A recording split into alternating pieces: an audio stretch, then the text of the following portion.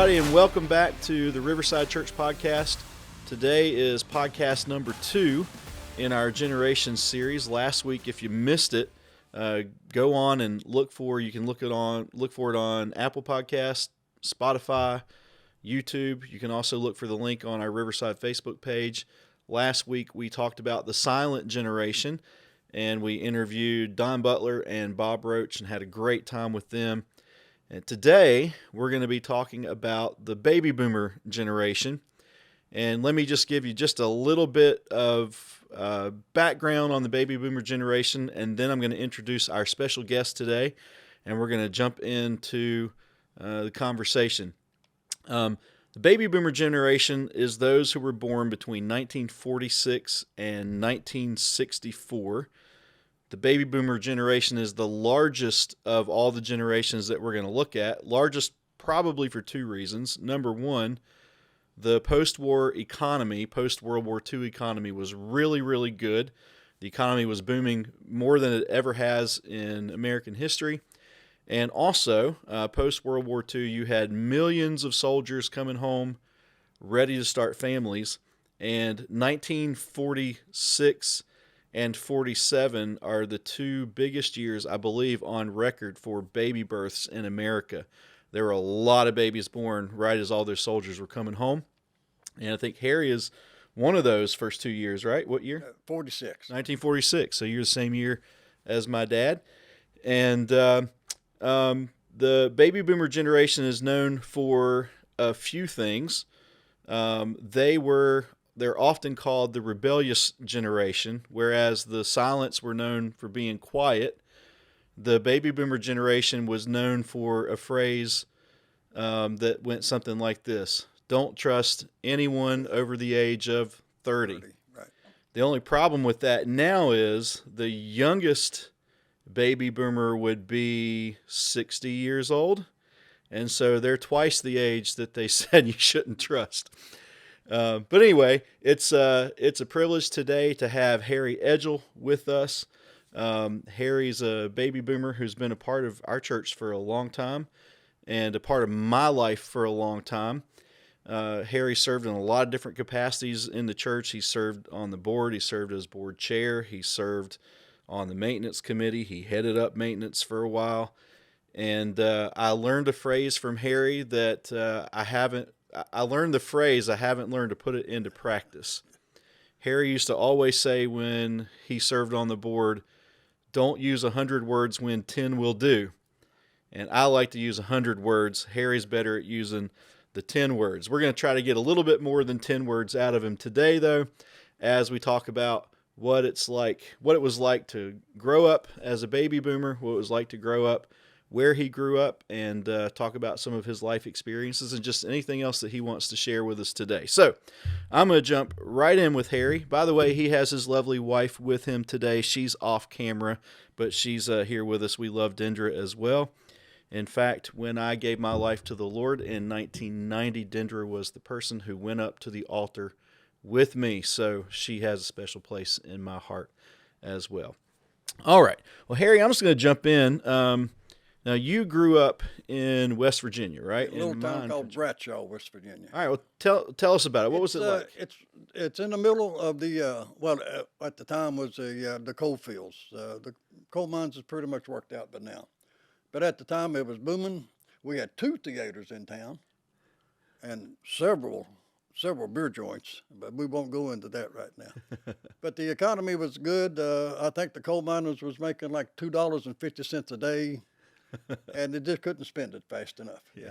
But it was good. And I went to school with a lot of kids that the dads worked in the coal mines, and the women, all the men worked in the coal mines, and all the women were married to them. So, and I even had the opportunity to work in the same coal mines that my granddaddy worked in. Oh, wow. So people that he knew as young man, I knew him as old man. Oh, yeah. So, yeah. It was an interesting time, little town. Everybody knew everybody. Yeah, so you worked in the coal mine too? For a while, yeah. Right after Dendra and I got married, I was in the coal mines. Okay. Yeah. Now, how did you end up in Salem, Virginia? The coal mines worked out. It was real good, and then when the coal stopped, it just stopped.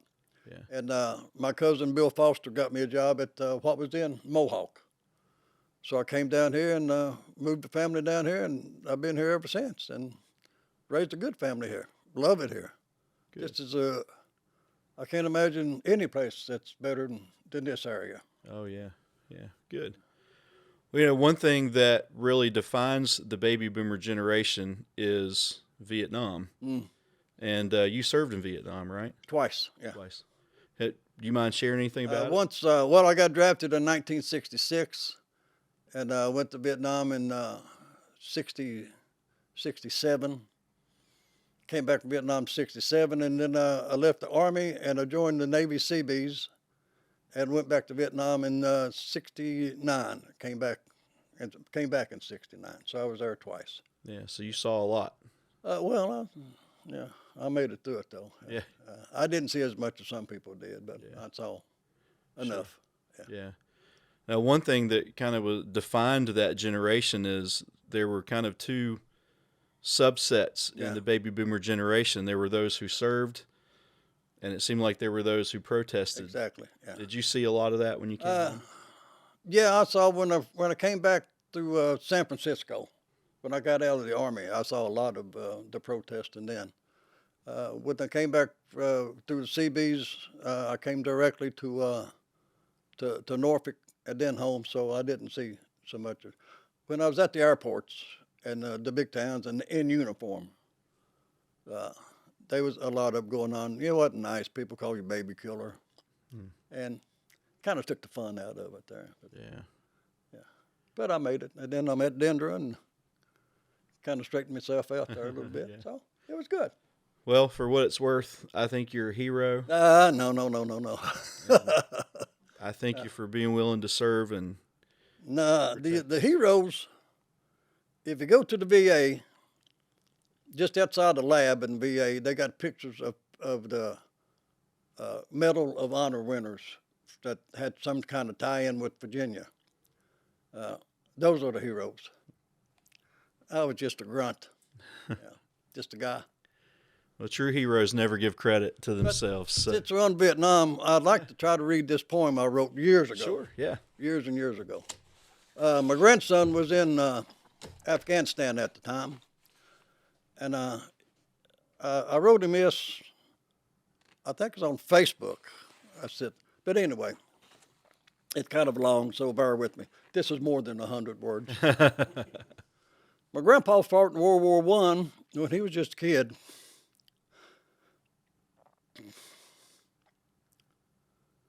But when I asked him how it was, he wouldn't tell me what he did. My father was in World War II, 1941 to 45. And when I asked him how it was, he said, I made it back alive. They sent my uncle to Korea. He was too young for World War II. And when I asked him how it was, he said, I did what I had to do. I often wondered why these men wouldn't tell me what went on. And then one day in my 19th year, I woke up in Vietnam. And if you ask me how it was, I'll have to tell you true. If you weren't there, I can't explain. If you were, I don't need to. My son was sent to Desert Storm. Part of him still there. Don't bother asking how it was. He'll just look at you and stare. And now my grandson's gone off to war in a place called Afghanistan. He was just a boy when he went over, but he'll come back a man. I'm not going to ask him how it was or the things he had to do, but if he ever wants to talk, I'll listen if he wants me to. Each one of us had hoped and prayed that our war would be the last.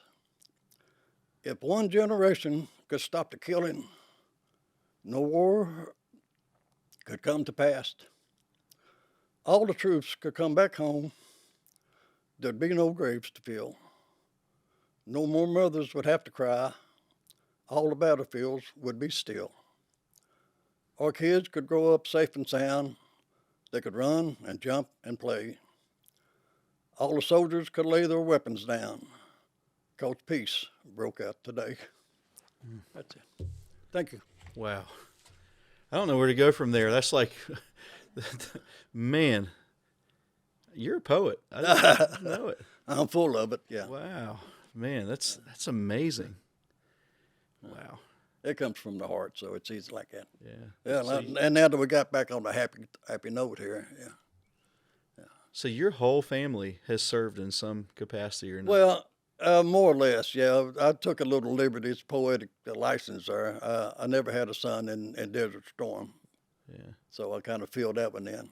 But I did have uncles in Korea, and my granddaddy was not a soldier in World War One. They wouldn't let him go because he was a coal miner. Oh, okay. So I had to fill that part in. Oh, It's a generic thing, But, Yeah, that's that's great. That was 5 generations there. So. Yeah, it's powerful though. Wow. Well, tell me what it was like growing up in the 50s. In the 50s, we spent a lot of times running up through the hills, and we played kick the can, and we watched a lot of Howdy Doody with Buffalo Bob, yeah, and American Bandstand. Oh yeah. You learned to dance watching American Bandstand, and Dendra learned to dance watching American Bandstand. Yeah. Now I know what kick the can is because I played it when I was a kid, but I would guarantee you that most people younger than me don't know what kick the can is. So explain it to us. Kick the can, you had somebody that was designated as it, and then you took a can and set it down, and somebody would run and kick the can, and the person that was it had to go get the can and bring it back and put it on the spot. And while he was doing that, everybody else would run and hide. So when he come back to the spot where the can started out, then he started looking. And if he spotted somebody, he would run back and touch the can and say, what was it we used to say? Trying to think what the phrase would use. I see you so-and-so over there. You remember what we used to say? I spy or something along those like lines. that. Yeah. Anyway, and then when he called you out, then you had to come, and then somebody else would start all over again. Mm-hmm. Many rounds. I don't remember what we had to say. Oh yeah. I spy with my little eye. Yeah. But anyway, it was a good. And then of course we played tag, Mm-hmm. and a lot of marbles. Played marbles a lot. That's where I lost most of my marbles. Oh, that was a big thing, right? Marbles back in the 50s Oh and yeah, 60s. 50s and 60s. Yeah, tournaments and all kinds of Yeah, stuff. we played outside all the time. Of course, we didn't have the electronics that we had today. Mm-hmm. Back then, if you had a transistor radio, you were high tech, and if it picked up FM, you were really high tech. Yeah. Oh yeah. What was your first car? My first car was a '58 Rambler station wagon. My stepdad won it in a card game and gave it to me. And it was rough. Well, yeah, I'd like to have it now. It'd be worth some money now. Oh yeah, I saw Red last week when we were getting ready for the Silent Generation. I printed off a list of like what the number one selling car was from 50 to 65 or something, and the Rambler was the top selling car one of those years. I can't remember. That's cool. How much did you pay for your first house?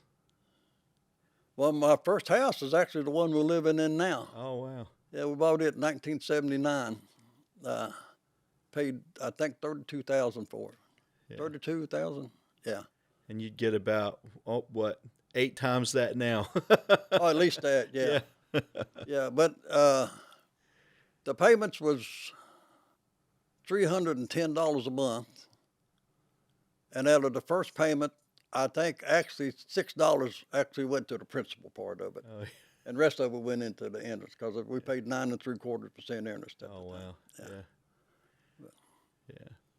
So how about your church life, church experience? How did you come to? Went to the Methodist church. I lived in what was then called the church bottom, where the church house was. We just lived for a time just a few houses away from it. So on Sunday morning, I was expected to get up and go to church, no matter what happened on Saturday night. So it was interesting. It was stuff there, yeah. I enjoyed stuff. Yeah. Yeah. Now, how'd you guys end up at Riverside? I'm not real sure. Sue Foster. Sue Foster went there. Billy Joe's wife went there, and she invited us to Riverside. And the first day we came, he said, you know, this is not a bad place. This is a good place. Jim Burks was pastor at the time. Okay.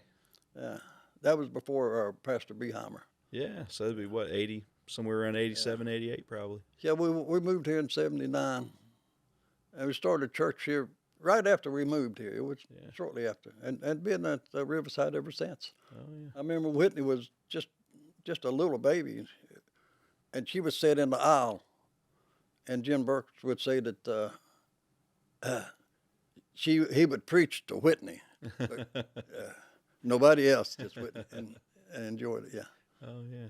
So how long have you been married? All my life. Now, I've been married, be 50 years the 20th of this month. All right. Yeah, and I've told her this several times. It's been the best 2 years of my life. That's good. I know Dendra has been a... Yeah, she's going to hit me as soon as the camera stops. Well, if you've ever met Harry and talked to him for any length of time, one of the things you're going to hear him say is how very much he loves his wife and how wonderful a person she is and how beautiful she is. And he is an example of how a husband should talk about his wife in public because he always lifts her up. So we got a record on that now. That's right. Learn from Harry Edgel how you should talk to your wife. Well, I know when I was a kid, you guys were involved with youth a lot too. Did a lot of youth activities, and was that just because your kids were in youth, or mainly? Yeah, David and Jarrett was. Yeah. See, there's 11 years difference between David and Jarrett, so we strung out the youth for a while. Yeah, yeah. So now you're on the kind of the older side of the baby boomer generation. Do you feel most connected with the baby boomer generation, or do you feel more connected to the silent generation? Oh, the baby boomers. Yeah, there's no question about it. Yeah. I remember things. I remember before we had television. Matter of fact, I remember our first television. Oh, yeah. Before that, we went to the movies on Saturday. Saturday matinee movies was a big thing. Yeah. You could go to the movies and get you a pop and a popcorn for 25 cents. That included the price of the movie. Oh, yeah. About 25 cents was a good sized chunk of change. Yeah. 25 cents now doesn't even pay the taxes. No. Wow. What was your favorite music growing up? Oh, rock and roll. Yeah. Yeah, it ain't no. Yeah, when Elvis Presley came along, Chuck Berry, Bill Haley in the Comets. Yeah. The grown-ups didn't like it, but us kids, we just couldn't get enough of it. And they called it the devil music. Yeah. That drum beat, you know. Yeah. But and then the Beatles come along, just took everybody. People don't understand just how popular the Beatles really were when they were at their height. I mean, I think they had the top 5 songs in the nation for a while there at one time. I don't know if anybody's ever done that since then. Yeah, I don't know. Yeah, that's good. Well, if you could say anything or tell the next generation anything or teach them anything, what would it be? Be true to yourself. That's it. Be honest with people and be true to yourself. Yeah. Don't try to be things that's not natural to you.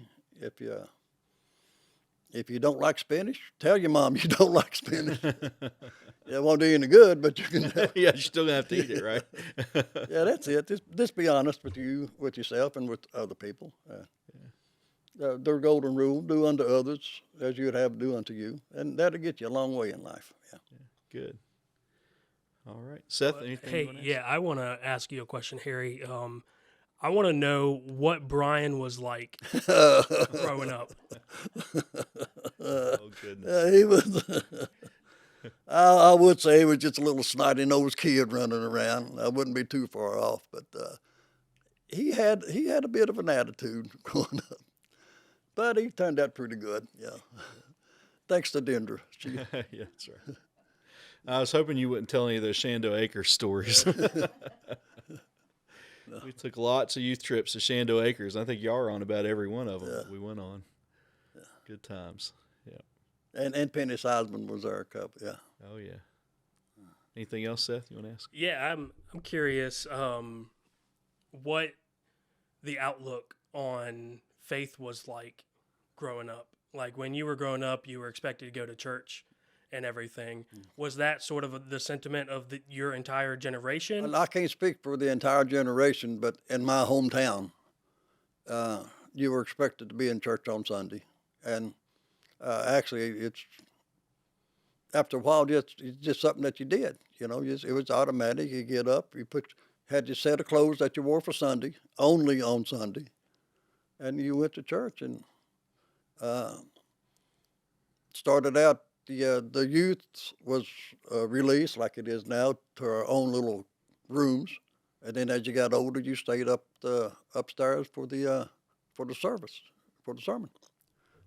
And it didn't hurt me none. As a matter of fact, there's a few times I called on God. Yeah, boy. It was good, yeah. But growing up in Bradshaw was a good experience. I don't think I would want to grow up in a big city. Of course, we had the rules. We had one street light in Bradshaw, and when it came on, it was time to go home. And I think that's still going on today too. So, Yeah. You rode a bike for a lot of years. I rode a bike. Yeah. Yeah. When did you start riding? You talk about the bike or the bicycles? The bike. The bike. motorcycle. Oh, my first ride it was a long, long time ago. I had my first motorcycle was a Honda 350, my first new motorcycle, and we rode them to death. We're just all time on them. Yeah. And you just gave it up, right? Not too long ago. Well, I got one that got 3 wheels on it now. Okay. Yeah, I got a track. I ride it occasionally, not nearly as much as I used to. Yeah. But I still like to get on it every once in a while. Yeah, because you used to do the DC ride every year, right? Yeah. Yeah. Yeah. If I go this year, this will probably be my last year. I'm not sure about going this year, but the other rides was good. Riding up there. Yeah. Describe what that is. Some people may not know. If you can imagine, the Pentagon parking lot is supposedly one of the biggest parking lots in the world. And the one year we was there for the 30th anniversary, it was estimated that there was 1.5 million motorcycles there. And each motorcycle had at least one person, usually two. Yeah. So there was about 3 million people. Wow. That showed up. When they left the parking lot, we was leaving 2 at a time at about 30 miles an hour leaving the parking lot, and it took about 6 hours. Wow. To drain the parking lot dry. Yeah. And then, of course, Washington, D.C. was completely shut down because of the motorcycles. And it's called the Freedom Ride, is that what it is? It was the Rolling Thunder at the time. Rolling Thunder, okay. Yeah. And now it's the Rolling to Remember. The AMVETS have taken it over now. At the time, Rolling Thunder organization had it. And it was a big ride. We had people come from Australia.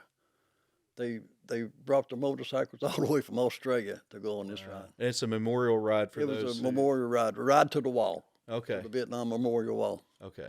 And that was an experience in itself too. Yeah. But it was good. And camaraderie was. But you didn't have to worry about staying up late at night because all of us was old people, and 11 o'clock we all went to bed. Yeah. And so we had to get up the next morning and do the ride. It was good. Yeah, good. But it got to the point that Rolling Thunder organization just, it was beginning to drain on them. Mm-hmm. So the AMVETS took it over. And it's not quite as big as it was, but it's still a good ride. Yeah. It raises money too, right? Mm-hmm. Yeah. Yeah. Good. That's neat. Good. Well, I got another question. I don't want to pry too much into Vietnam and everything, but when you're over there, can you kind of talk to a little bit how your faith played into that? Just how maybe it got you through, being over there and then coming back and sort of, did you attend? My first Sunday in Vietnam, I was in church. My last Sunday in Vietnam, I was in church. And I was in church as many Sundays between that as I could. And religion was a big subject of it. Is there really a hell? Does God really exist? If I get killed over here, would I go to hell? Or would God take me home? So it was a talk. It was a conversation. And it came up very frequent.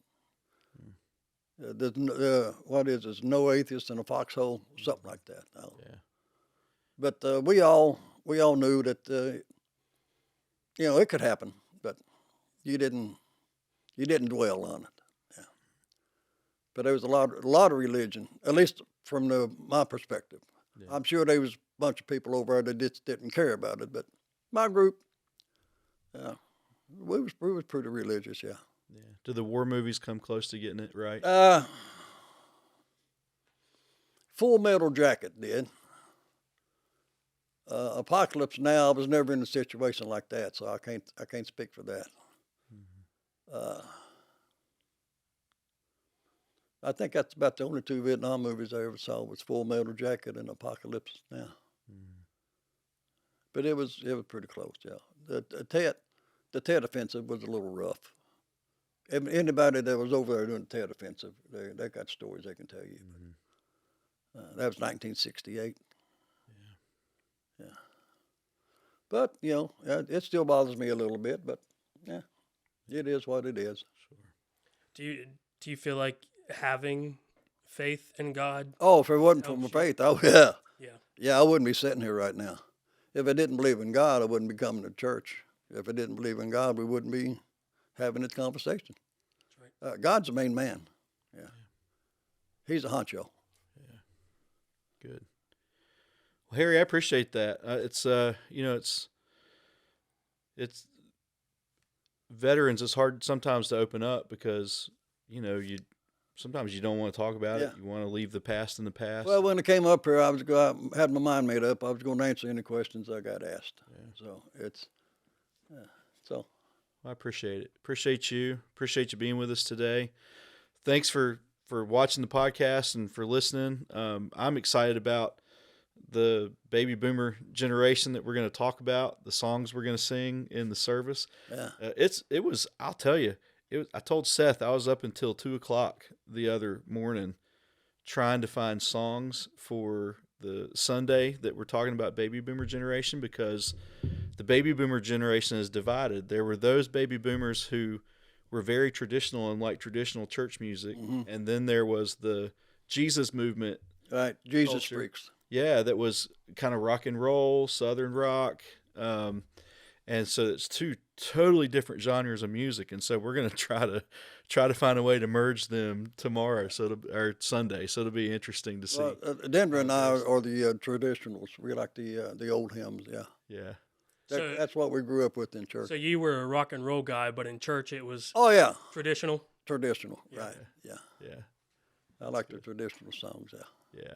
I think we're going to sing Just a Closer Walk with I like You. that one. The song that Don suggested, I can't Love Lifted Me. We're going to sing that Sunday, but then we're going to sing Soon and Very Soon, an Andre Crouch song. We're going to sing another Andre Crouch song too, I think. So it's going to be a fun Sunday. I'm excited about it. Well, again, thanks for joining us. I'm glad you came on to listen. Harry, I appreciate you coming on today. I'm excited about what God's going to do in this generation series. If you're watching this podcast and you're new to our church, one of the things that we're big on is we want to be a church where grandparents and grandchildren can worship together. We think it's important for all ages to be together. That's why as a church, we really try hard to be a church that has something for everybody, because we think it's important. And do we always succeed at it? Maybe not as well as we want to, but we certainly try as hard as we can.